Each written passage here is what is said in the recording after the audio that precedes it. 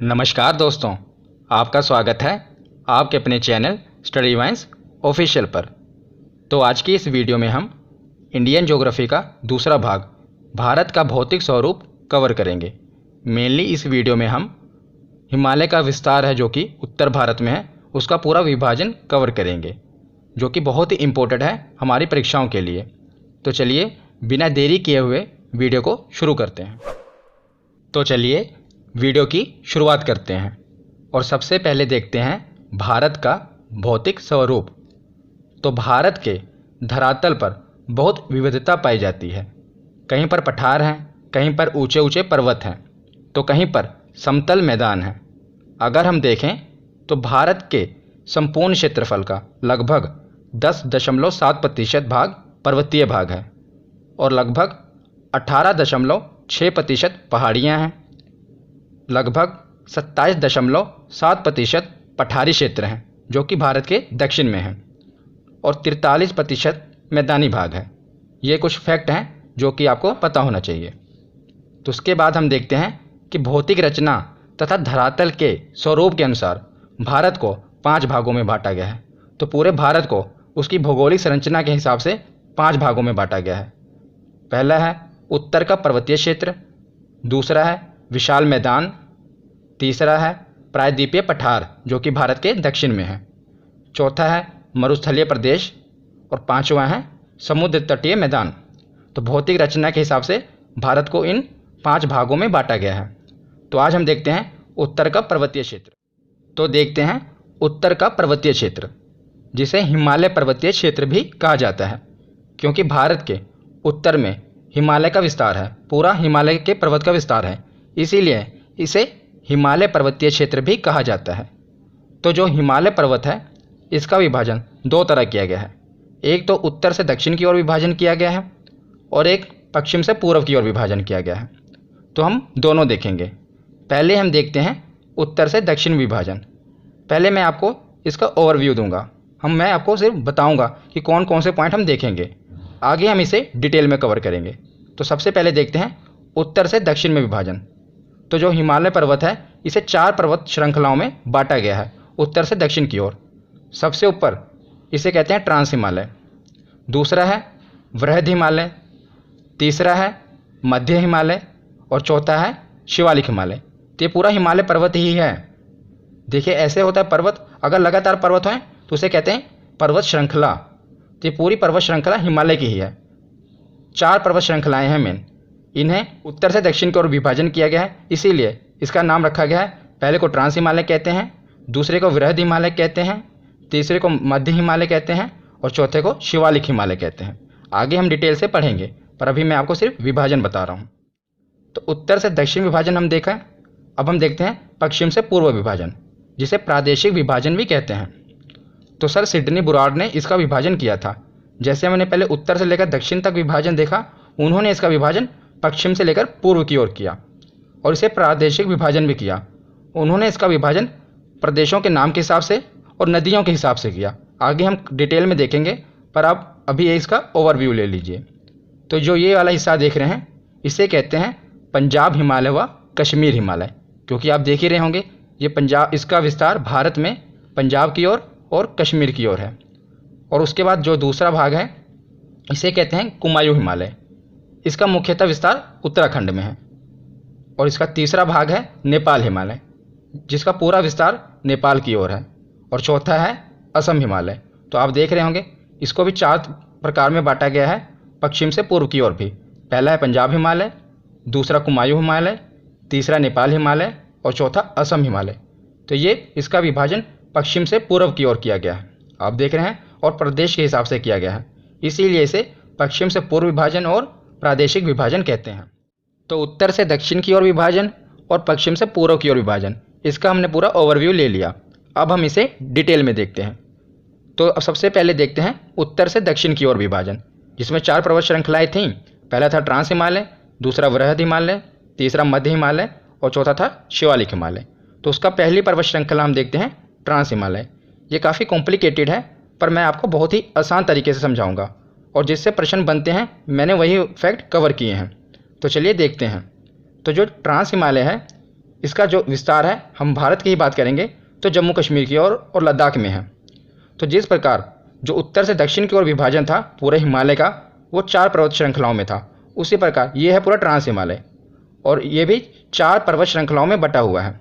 याद रखिएगा, जैसे पूरा हमने देखा ना, पूरा हिमालय उत्तर से लेकर दक्षिण की ओर कितनी पर्वत श्रृंखलाओं में बटा था, तो उसको वैज्ञानिकों ने 4 पर्वत श्रृंखलाओं में बांटा था, और पश्चिम से पूर्व की ओर भी 4 पर्वत श्रृंखलाओं में ही बांटा था। उसी प्रकार जो ट्रांस हिमालय का विस्तार है, इसे भी वैज्ञानिकों ने 4 पर्वत श्रृंखलाओं में बांटा हुआ है। याद रखिएगा। तो सबसे ऊपर कौन सा है? काराकोरम। तो सबसे ऊपर पर्वत श्रृंखला है काराकोरम। ये सभी ट्रांस हिमालय के ही भाग हैं। दूसरे नंबर पे है लद्दाख पर्वत श्रृंखला, तीसरे नंबर पे है जास्कर पर्वत श्रृंखला, और चौथे नंबर पे है पीर पंजाल पर्वत श्रृंखला। ये आपको आसानी से याद हो जाएंगे, आपको इसको रटना नहीं है, बस 2 बार वीडियो देख लेना, आपको ये आसानी से याद हो जाएंगे। तो यह है हिमालय का सबसे प्राचीनतम भाग है। कौन सा? ट्रांस हिमालय।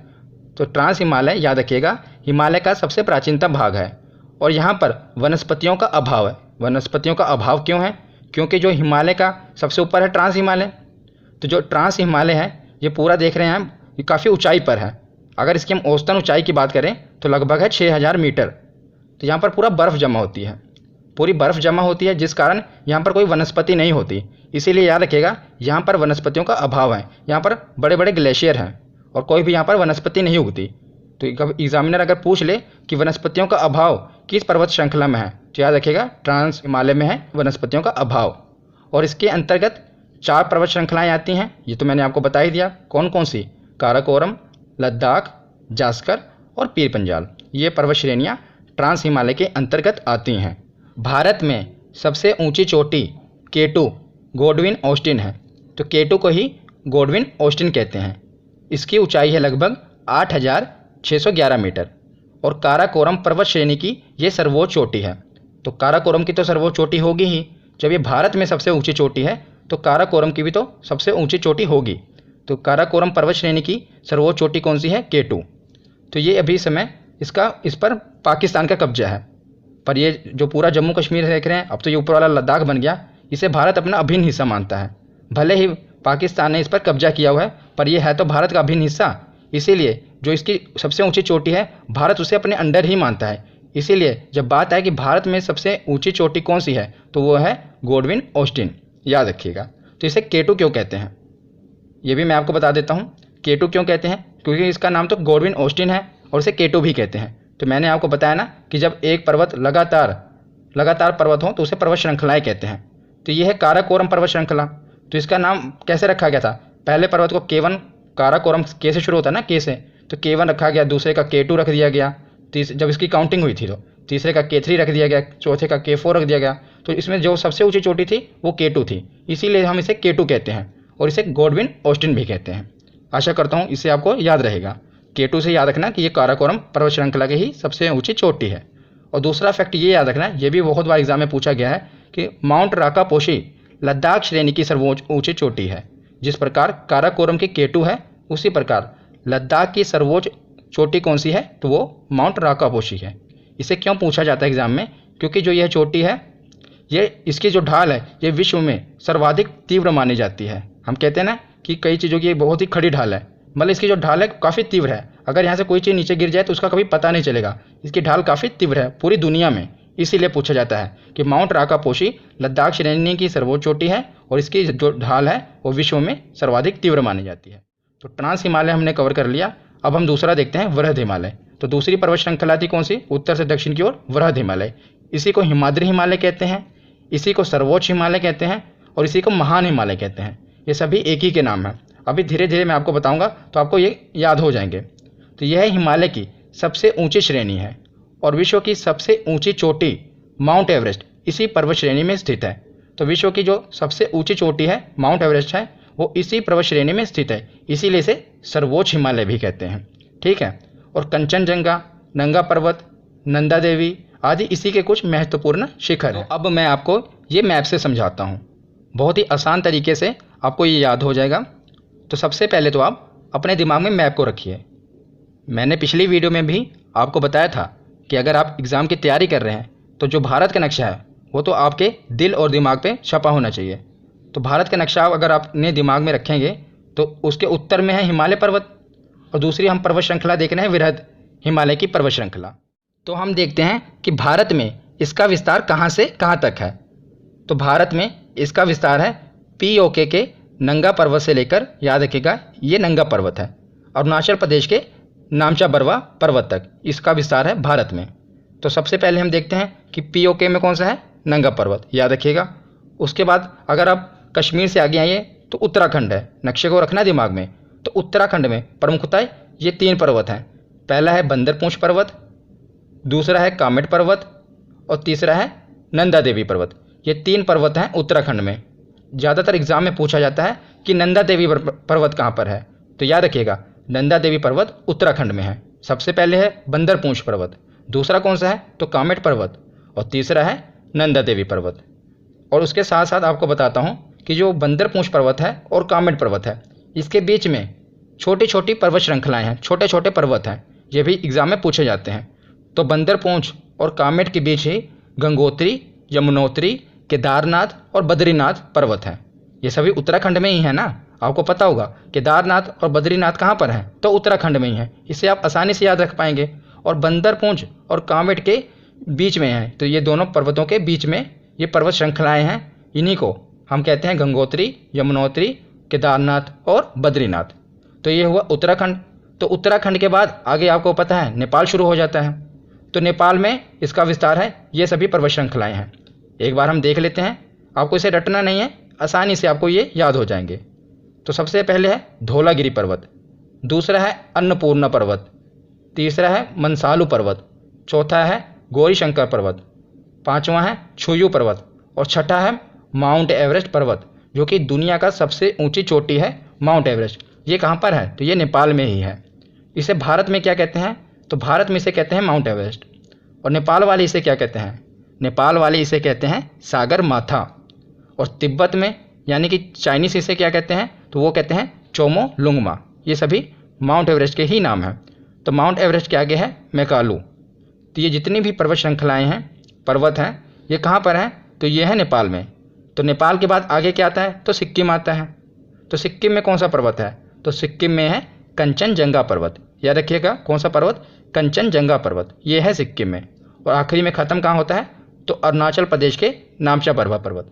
अब यहाँ पर कुछ इंपॉर्टेंट चीज़ मैं आपको बताता हूँ कि एग्ज़ाम में ज़्यादातर आप कंफ्यूज होते हैं। जब ये पूछा जाए कि भारत में सबसे ऊंची पर्वत चोटी कौन सी है, तो वो कौन सी है, हमने पीछे पढ़ा K2 गॉडविन ऑस्टिन। अगर ये पूछ लिया जाए कि भारत की सबसे ऊंची चोटी कौन सी है, याद रखिएगा भारत की, तो वो कौन सी होगी, तो भारत की है कंचनजंगा। कौन सी, कंचनजंगा, क्योंकि ये अभी भारत के अधिकार में है। पर जो दूसरी है K2 वो भारत में तो है, भारत में जब पूछा जाए कि भारत में, वो भारत में तो है पर उस पर भी पाकिस्तान ने कब्जा किया हुआ है। वो भारत का भिन्न हिस्सा तो है पर पाकिस्तान ने कब्जा किया हुआ है। इसीलिए अगर वहाँ पर पूछा जाए कि भारत की कौन सी है, तो कंचनजंगा। स्टूडेंट इसे कैसे याद रखते हैं, आप भी इसे ऐसे याद रख सकते हैं। देखिए कहाँ से पूछा जा रहा है ना, भारत की, तो की से कहाँ से शुरू हो रहा है, कंचनजंगा। इसे याद रखने का तरीका है। वैसे तो आपको पता ही होना चाहिए कि अगर भारत में पूछ लिया जाए, पर से लेकर पूरा जम्मू कश्मीर हमारा ही है, वहाँ पर पाकिस्तान ने भले ही कब्जा किया हुआ है। तो जो K2 पर्वत है वो भी पाकिस्तान ने उसके अधिकार में है, पर है तो हमारा ही हिस्सा, तो वो भारत का ही अंग है। इसीलिए K2 भारत में सबसे ऊंची चोटी है। पर अगर पूछ लिया जाए कि भारत की सबसे ऊंची चोटी कौन सी है, तो हमारे अधिकार में कौन है भी, कंचनजंगा। तो ये दोनों याद रखना है, और याद रखने का तरीका भी मैंने आपको बता दिया, ठीक है।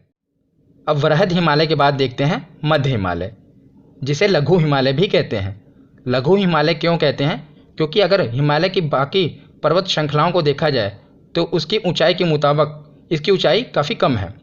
तो हिमालय का यह भाग पर्यटन के लिए मशहूर है, टूरिज़्म के लिए काफ़ी फेमस है, क्योंकि ज़्यादा ऊंचाई पर नहीं है। और यहाँ की औसतन ऊंचाई 1800 से लेकर 3000 मीटर है, याद रखिएगा। और इसी के पास शिमला, कुल्लू, मनाली, मसूरी, नैनीताल, डलहौजी, रानीखेत आदि जैसे प्रमुख पर्यटन स्थल हैं। तो मैंने आपको कहा ना, जितने भी पर्यटन स्थल हैं वो हैं मध्य हिमालय में। तो जब भी एग्जाम में आपको कोई भी पर्यटन स्थल आ जाए और पूछा जाए कि ये किस हिमालय में है, तो याद रखिएगा वो है मध्य हिमालय में, क्योंकि इसी को हम याद रखिएगा पर्यटन हिमालय भी कह सकते हैं। आदि जैसे प्रमुख पर्यटन स्थल कहाँ पर हैं, तो मध्य हिमालय में है। यहाँ की ढालों पर छोटे छोटे घास के मैदान पाए जाते हैं, जिन्हें कश्मीर में मर्ग कहते हैं, जैसे आप इमेज में देख रहे हैं तो यहाँ ये छोटे छोटे घास के मैदान पाए जाते हैं, तो ढालों पर पाए जाते हैं। जैसे आप देखते हैं एक पर्वत है, उसके बाद पर्वत श्रृंखला होती है, दूसरा पर्वत होता है, तो जो इसकी ढाल है, ढालों पर क्या पाए जाते हैं, घास के मैदान पाए जाते हैं। और इन्हें क्या कश्मीर में कहते हैं, तो मर्ग कहते हैं। जैसे कि सोनमर्ग, गुलमर्ग काफ़ी फेमस है टूरिज़्म के लिए, आपने नाम सुना ही होगा सोनमर्ग और गुलमर्ग का। तो जब भी बात आए पर्यटन की तो सीधा आप मध्य हिमालय को टिक कर देना। तो उसके बाद हम देखते हैं शिवालिक हिमालय। तो हमने ट्रांस हिमालय, वृहद हिमालय और मध्य हिमालय पढ़ लिया। आखिरी कौन सा है, उत्तर से लेकर दक्षिण के विभाजन वाले में शिवालिक हिमालय। इसे बाहरी हिमालय भी कहते हैं। बाहरी हिमालय क्यों कहते हैं, क्योंकि हमने सबसे ऊपर पढ़ा ट्रांस हिमालय, उसके बाद आया वृहद हिमालय, फिर आया मध्य हिमालय, तो ये सबसे बाहरी है, इसलिए इसे बाहरी हिमालय भी कहते हैं। और याद रखिएगा, जो सबसे ऊपर था ट्रांस हिमालय, ये सबसे प्राचीनतम भाग है हिमालय का, और जो ये है शिवालिक हिमालय, ये सबसे युवा भाग है हिमालय का। तो यह हिमालय पर्वत का सबसे दक्षिणी तथा भौगोलिक रूप से युवा भाग है, जो पश्चिम से पूर्व तक फैला हुआ है। और इसकी औसतन ऊंचाई बात की जाए तो 850 से लेकर 1200 मीटर है। और बात की जाए इसके विस्तार की, तो इसका विस्तार पाकिस्तान से शुरू होता है, और वहाँ से लेकर पाकिस्तान के कौन से सुलेमान पहाड़ी से शुरू होता है, वहाँ से लेकर अराकाम पर्वत। तो भारत और म्यांमार के बीच जो पर्वत सीमा बनाता है उसे कहते हैं अराकाम पर्वत। काफ़ी बार एग्जाम में पूछा गया है कि भारत और म्यांमार के बीच कौन सा पर्वत सीमा बनाता है, तो ये अराकाम पर्वत ही भारत और म्यांमार के बीच सीमा बनाता है। तो इसका विस्तार पाकिस्तान की सुलेमान पहाड़ी से लेकर म्यांमार के साथ सीमा बनाने वाले अराकाम पर्वत तक है। तो इस क्षेत्र में अनेक समतल घाटियाँ हैं, जिसे दून और द्वार कहते हैं।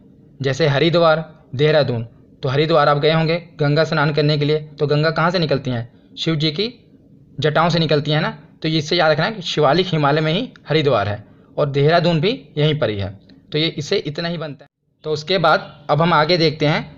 जैसे सबसे ऊपर कौन सा था, ट्रांस हिमालय, उसके बाद था वृहद हिमालय, तीसरे नंबर पर था मध्य हिमालय, और आखिरी में था शिवालिक हिमालय।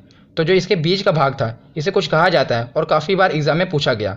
तो हम देखते हैं इसे याद भी कैसे करना है, और सबसे पहले देखते हैं ये है क्या। तो ट्रांस हिमालय और वृहद हिमालय के बीच के भाग को क्या कहते हैं, तो सचर जोन कहते हैं। याद रखिएगा, इसे कहते हैं सचर जोन। और वृहद हिमालय और मध्य हिमालय के बीच के भाग को कहते हैं मेन सेंट्रल थ्रस्ट। याद रखिएगा। और मध्य हिमालय और शिवालिक हिमालय के बीच के भाग को कहते हैं मेन सीमांत दर्रा। अब बात आई कि इसे याद कैसे करेंगे, क्योंकि ये काफ़ी बार पूछा गया है एग्जाम में। तो सबसे ऊपर कौन सा है, सचर जोन। तो ये इससे याद रखिएगा, चाह हटा दिए सर जोन। तो सर हमारे शरीर के सबसे ऊपर कौन सा भाग होता है, सर होता है ना हमारा। तो इससे याद रखना कि सबसे ऊपर है सचर जोन। और दूसरे नंबर वाला है सेंट्रल। तो ये तो आपको पता ही लग गया, ये सेंटर में है। सबसे ऊपर सर है, बीच में सेंटर वाला भाग, तो सेंट्रल जोन है ये वृहद हिमालय और मध्य हिमालय के भाग बीच में है। तो बाकी एक ही बचा लास्ट में, मेन सीमांत दर्रा। तो ये तीनों चीज़ आप याद रखना है, ये कई बार एग्जाम में पूछा जाता है। एग्जाम में ऐसे पूछा जाएगा कि ट्रांस हिमालय और वृहद हिमालय के मध्य कौन सा भाग है, याद रखिएगा सचर जोन। तो उत्तर से लेकर दक्षिण की ओर विभाजन तो हमने पढ़ लिया। अब हम देखते हैं हिमालय का पश्चिम से लेकर पूर्व की ओर विभाजन। इसे प्रादेशिक विभाजन भी कहते हैं, क्योंकि इसका नाम प्रदेशों के हिसाब से रखा गया है। तो सर सिडनी बुराड़ ने पश्चिम से पूर्व की ओर हिमालय का विभाजन किया। तो हिमालय तो एक ही है, और उसकी जो पर्वत श्रृंखलाएं हैं वो भी 4 ही हैं। पर पहले हमने देखा इसका उत्तर से लेकर दक्षिण की ओर विभाजन, मतलब ऊपर से लेकर नीचे की ओर। अब हम देखेंगे इसका पश्चिम से लेकर पूर्व की ओर विभाजन, पश्चिम से पूर्व की ओर इसका विभाजन देखेंगे। तो सर सिडनी बुराड़ ने इसका पश्चिम से पूर्व की ओर विभाजन किया। उन्होंने भी इसका 4 भागों में ही विभाजन किया। तो सबसे पहले है पंजाब हिमालय, जिसे कश्मीर हिमालय भी कहते हैं। दूसरे नंबर पे है कुमायूं हिमालय, तीसरे नंबर पे है नेपाल हिमालय, और चौथे नंबर पे है असम हिमालय।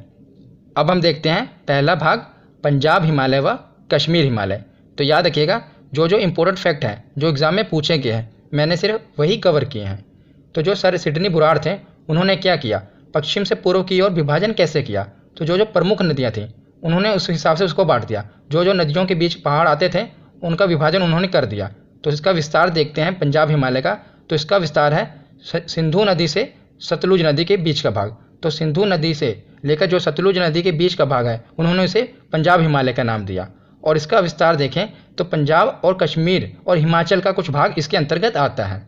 और बात करें इसकी लंबाई की, तो इसकी लंबाई है 560 किलोमीटर। और सबसे इम्पोर्टेंट, कई बार एग्जाम में पूछा गया है कि यहाँ पर जाफरान की खेती होती है। एग्जाम में ऐसे पूछा जाता है कि जाफ़रान की खेती हिमालय के किस भाग में होती है, तो याद रखिएगा पंजाब हिमालय में। तो जाफ़रान क्या होता है, तो जो आप नीचे ये इमेज देख रहे हैं ये जाफ़रान का पौधा है जो इस पर फूल लगा हुआ है। आपको जाफ़रान तो नहीं समझ आ रहा होगा, पर अगर मैं आपको केसर बताऊं तो आपको ईजिली समझ आ जाएगा। तो जो केसर होती है ना, इसी जाफ़रान के फूल में ही होती है। आप देख रहे हैं ना, ये जो फूल है इसके अंदर ये आप जो लाल लाल देख रहे हैं यही है केसर। तो जाफ़रान की खेती के लिए फेमस है पंजाब हिमालय। वैसे भी आपको पता होगा कश्मीर केसर के लिए काफ़ी फेमस है। तो पंजाब हिमालय को ही कश्मीर हिमालय कहते हैं और यहीं पर जाफ़रान की खेती होती है। उसके बाद हम देखते हैं कुमायूं हिमालय। तो हमने पिछले देखा कि सिंधु नदी से लेकर सतलुज नदी के बीच के भाग को कहते हैं कौन सा, क्या कहते हैं, पंजाब हिमालय। तो सिंधु नदी से लेकर सतलुज नदी के बीच, अब यही सतलुज नदी से लेकर काली नदी जो है उसके बीच के भाग को कुमायूं हिमालय कहते हैं। तो याद रखिएगा, आगे आगे बढ़ते जाना है। तो सतलुज नदी से लेकर काली नदी के मध्य के भाग को कहते हैं कुमायूं हिमालय। और इसका विस्तार मुख्यतः कहाँ पर है, तो इसका विस्तार है उत्तराखंड में। उत्तराखंड में है और इसकी लंबाई है लगभग 320 किलोमीटर। याद रखें कि नंदा देवी, केदारनाथ, बद्रीनाथ आदि जितनी भी प्रमुख चोटियां हैं वो कुमायूं हिमालय पर ही हैं। मैंने आपको पीछे बताया था इसका विस्तार जैसे कि उत्तराखंड में है, और मैंने आपको कहा था ना कि जो केदारनाथ है, बद्रीनाथ है, नंदा देवी, ये कहाँ पर है, तो ये उत्तराखंड में ही है। तो वैसे भी आप याद रख सकते हैं कि कुमायूं हिमालय का विस्तार भी उत्तराखंड में ही है, और उत्तराखंड में ही नंदा देवी, केदारनाथ और बद्रीनाथ ये सभी प्रमुख चोटियाँ हैं। तो कुमायूं हिमालय के बाद हम देखते हैं नेपाल हिमालय। तो जो नेपाल हिमालय है इसका विस्तार, तो ये जो अब नेपाल देख रहे हैं, नेपाल का बॉर्डर भी यही नदी बनाती है। काली नदी है, इस तरफ है तीस्ता नदी, तो काली नदी और तीस्ता नदी के बीच में है नेपाल, तो इसे नेपाल हिमालय कहते हैं। और इसका विस्तार मुख्यतः नेपाल में ही है और इसकी लंबाई सबसे लंबी है, ये सबसे लंबा है 800 किलोमीटर। माउंट एवरेस्ट, कंचनजंगा प्रमुख चोटी है जो इसी पर ही है, क्योंकि जो आपको पता ही होगा, मैंने पीछे बताया ना कि माउंट एवरेस्ट कहाँ पर है, तो नेपाल में ही है, तो नेपाल हिमालय में ही होगा। ये तो सीधा ही आप याद रख सकते हैं। तो ये पूछा जाता है कि माउंट एवरेस्ट किस हिमालय पर है, तो नेपाल हिमालय पर है, अगर इसका विस्तार पश्चिम से पूर्व की ओर हो तब। तो आखिरी में एक बच्चा कौन सा, असम हिमालय। तो असम हिमालय का विस्तार कहाँ पर है, तो काली नदी और तीस्ता नदी के बीच में है नेपाल। तो तीस्ता नदी के बाद जो दिहांग नदी है, कहीं कहीं पर इसका लिखा होता है दिहांग नदी पर, और कहीं कहीं पर लिखा होता है ब्रह्मपुत्र नदी। तो जो ब्रह्मपुत्र नदी है इसी की सहायक नदी है दिहांग नदी। तो आप कंफ्यूज मत होइएगा, अगर दिहांग नदी हो तो वो लगा देना, अगर ब्रह्मपुत्र नदी हो तो उस ऑप्शन को टिक कर देना। तो तीस्ता नदी से लेकर दिहांग नदी के बीच के भाग को कहते हैं असम हिमालय, और इसकी लंबाई है लगभग 720 किलोमीटर से लेकर 750 किलोमीटर तक। इससे ज़्यादा प्रश्न नहीं बनते हैं असम हिमालय से, जो पीछे हमने 3 पढ़े उससे ज़्यादा प्रश्न बनते हैं। तो कैसी लगी ये वीडियो कमेंट सेक्शन में ज़रूर बताना। धन्यवाद।